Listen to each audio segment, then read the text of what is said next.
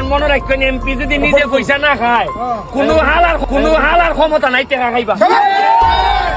আমি শক্ত হয়ে গেলি পরে কের প্রশাসন আর কের নেতা হাটাসের দেশে আসি বুঝছেন না আপনি? আরে এমনি টাকা নেই নেস রাস্তা বানার 2 নম্বরই খরচ মাতি না কুস্তা কোনো হালার ক্ষমতা নাই টাকা খাইবা। হায় হায়, এ আমরা কি শুনতে পাচ্ছি?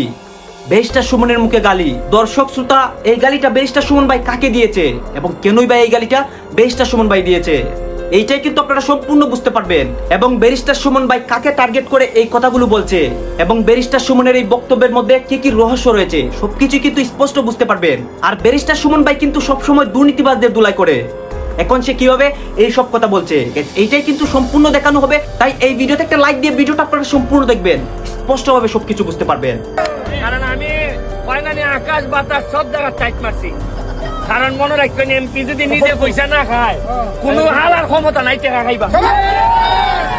আমি শক্ত হয়ে গেলি পরে কের প্রশাসন আর কের নেতা আমি কইছি যে টাকা খাইবাই তাহলে রাজনীতি হান ছেড়ে দাও। সঠিক সঠিক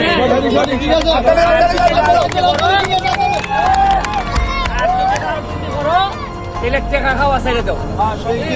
আপনারা একটা ছোট ঘটনা কই, আমার গত সপ্তাহের একটা ঘটনা। আমার একটা লোক মারা গেছে বিদেশে দুবাই হার্ট অ্যাটাক করিয়া।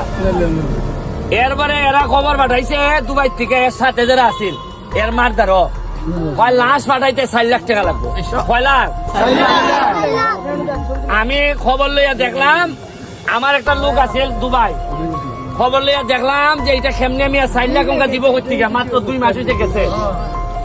এরপরে দেখা গেল যে লাশের যে ওজন প্রতি কেজি ওজন হইলো 24 টাকা, মানে লাশ আনতে গেলে যে ওজনটা 24 দারাম। আর এটাই আমরা খবর পাঠাইছে এটা বলে 60 দারাম করে লাগে।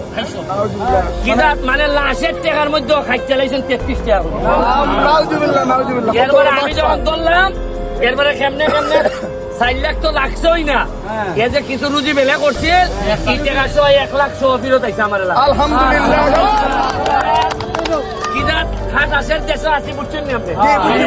আরে এমনি টাকা নেই নেস রাস্তা বানার 2 নম্বরই খরচ মাতি না কুস্তা। এবারে তোমার খাল খাটন ইটা তো মারন কুস্তা মাতি না, এর লাগে তুই লাশের টাকা ওজন বাড়াই দিতে নি। আপনারা ভাবতেছেন অত সুজা না, সোনার বাংলা। এই যে আমি 2-4 কথা আশা হই দেখিয়া এরা তুকাইতেছে আমার কাজ কইলি তো।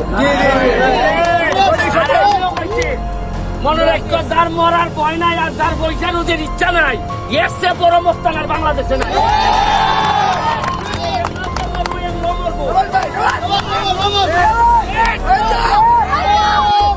একটা জিনিস কইয়া যায়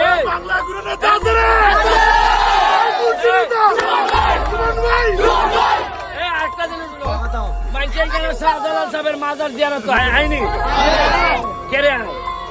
মনে করা হয় যে তাইন একজন অলিদের সেরা অলি, তাইন 360 জন আউলি এখানে তখন না, তারা যদি এত আগে আইয়া এই এলাকাটারে চেঞ্জ করতে পারো তাহলে 360 জন আউলিয়ার বংশধর আমরা যারা আছি আমরা খেলে খাইতে পারি না, আমরা খেলে কইতাম পারি না যে চুরি করতাম দিতাম না। আল্লাহ মাহবুব জানে এর আইবার পরে তারা মারা যাওয়ার পরে আর কোন নেতা তৈরি হয় না করে, কোন আধ্যাত্মিক নেতা খেলে তারার গোলাবরির মধ্যে রক্ত নাই। আমরা কেউ না কেউ রক্তের মধ্যে 360 জন আউলিয়ার রক্ত আছে না, এই রক্তে মাথা না খেলে পয়সা দিলে মেটুইতে জায়গা বেটা লম্বা বক্তব্য দেয় বড় ভাই বইয়া ভাই রাখতাম না আর একটু হানাহানি করলে ভাই সাহেব একটু আইনের পরে আইন এবার নারে বুঝতে পারতাম হইব। কারণ কিতা পয়সাটা দিলই মেরে দিয়ে যায়। হ্যাঁ ভাই গীতা কইরা আমরা খবর লাগাইতেছ। ঠিক আছে আমি পরে মাত্র আমার 8,000 টাকা দিয়ে গেলাম আমার বাইরে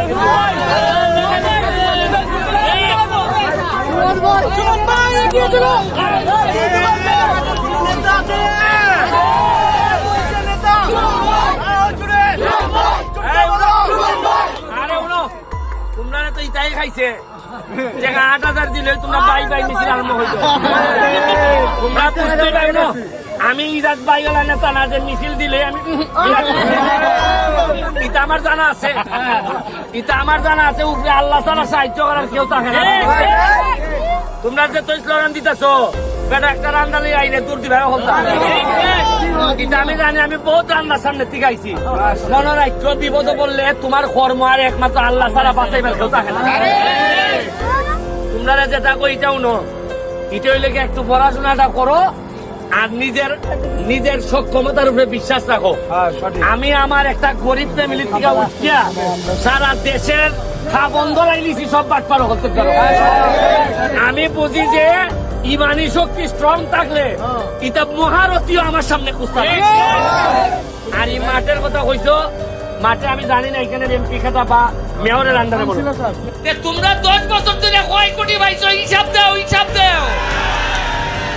আরে আমার কলজা বড় আছে, আমি পুরো প্রতিটা টাকার হিসাব দিব, আর ফাঁকিটা তোমরা হিসাব চাইমু। তোমরা কিতা করছো?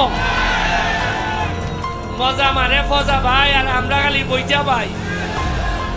হ্যাঁ শুনুন, সুজা কথা, আমি যতদিন এমপি আছি সিএনজি ড্রাইভার দ্বারা চেসারে যদি মনে হয় টাকা দিতা না, 2 টাকা আমি আছি আপনার সাথে।